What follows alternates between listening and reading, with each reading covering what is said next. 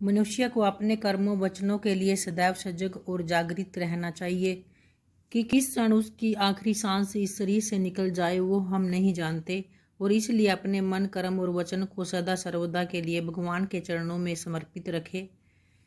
तो चलिए इस श्रावण मास की प्रातः वेला में प्रारंभ करते हैं आज की श्रावण मास की कथा का 8वां अध्याय।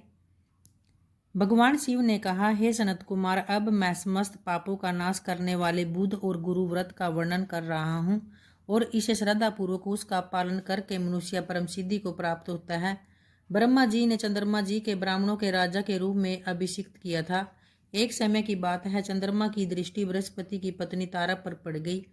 तारा बहुत ही सुंदर लावण्य परिपूर्ण स्त्री थी, और चंद्रमा उसके इस लावण्य रूप पर मोहित होकर काम वशीभूत हो गए, जिससे चंद्रमा ने देवताओं की गुरु पत्नी को जबरदस्ती अपने घर में रख लिया।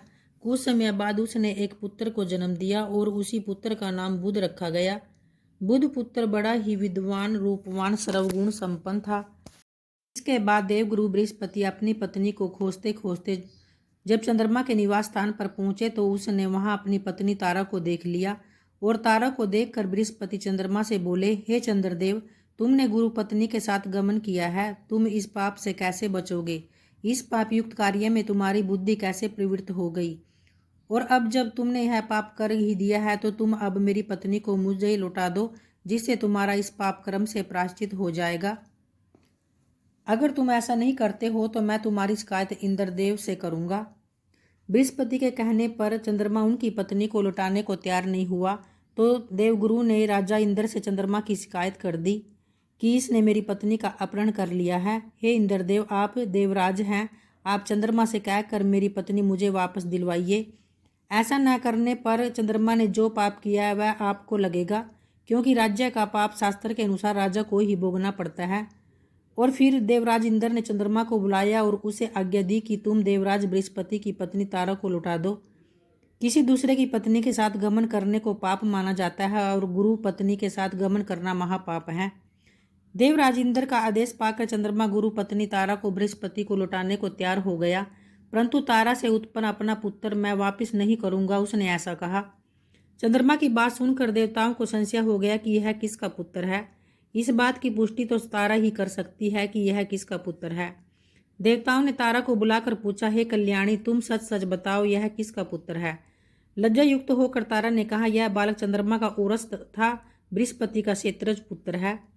अब जिसको ठीक समझे उसे इस बालक को सौंप दीजिए। तारा की बात सुनकर बालक बुध को चंद्रमा को सौंप दिया। इससे गुरु बृहस्पति खिन्न हो गए। उन्हें खिन्न देखकर देवों ने दोनों को वर दिया।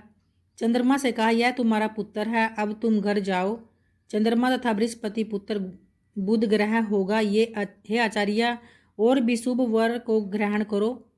जो प्राणी दोनों को मिलकर एक साथ व्रत करेगा उसे सब सिद्धियां की प्राप्ति होगी। भगवान शिव के प्रिय मास श्रावण में जो लोग बुध और गुरु की अर्चना करेंगे उनके खजाने भर जाएंगे तथा उनका नहीं होगा। नैवेद्य दही बात से दोनों मूर्तियां लिखनी चाहिए।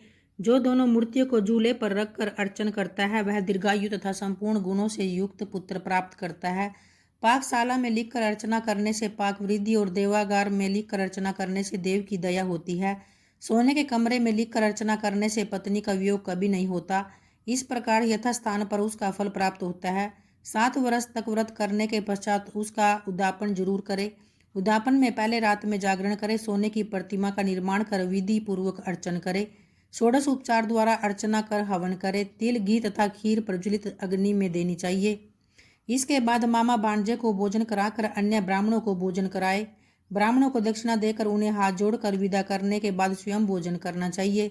इस प्रकार 7 वर्ष तक व्रत करने वाला प्राणी सब इच्छाओं को प्राप्त कर लेता है। जो विद्या की कामना करता है उसे विद्या की प्राप्ति होती है। यह वेदों और शास्त्रों का मर्म जान लेता है, उसे बुद्ध ज्ञान एवं गुरु बृहस्पति गुरुता प्रदान करते हैं। सनत कुमार ने भगवान शंकर से फिर से पूछा, आपने पहले मामा तथा भांजे को भोजन कराने का विधान बताया, हे प्रभु, इसका कारण क्या है? भगवान शंकर ने कहा, हे सनत कुमार, पहले समय में मामा और भांजा दोनों दरिद्र थे। एक दिन दोनों भोजन के लिए घूमते घूमते एक सुंदर नगर में पहुंच गए। उन्होंने वहां प्रत्येक मकान में श्रावण के महीने में प्रत्येक वार का व्रत करते लोगों को देखा।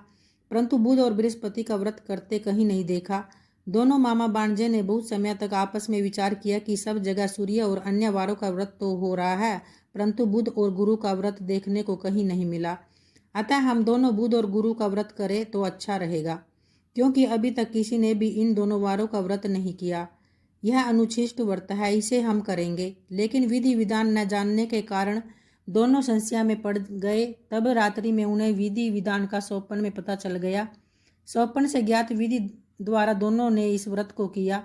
व्रत करने से वे धन धान्य से संपन्न हो गए। 7 वर्ष तक दोनों मामा भांजे व्रत को करते रहे और वे पुत्र पौत्र धन संपदा आदि से संपन्न हो गए। बुध और गुरु बृहस्पति ने प्रत्यक्ष दर्शन देकर उन दोनों को वर दिया कि आप लोगों ने हमारे व्रत का सुविचार किया है। आज से जो भी इस व्रत को करेगा और मामा भांजे को पहले भोजन मिलेगा, वह उत्तम सिद्धियों को प्राप्त करेगा और उसके घर में धन संपदा की कोई कमी नहीं रहेगी। तो इस प्रकार से श्री स्कंद पुराण के अंतर्गत ईश्वर सनत कुमार संवाद में श्रावण मास महात्म्य में बुध गुरु व्रत कथन का नामक 8वां अध्याय पूर्ण हुआ। जय भोलेनाथ, जय माँ पार्वती। अगर कथा पसंद आई हो तो वीडियो को लाइक और शेयर करना न भूले और कमेंट में हर हर महादेव जरूर लिखें। जय भोलेनाथ, जय माँ पार्वती।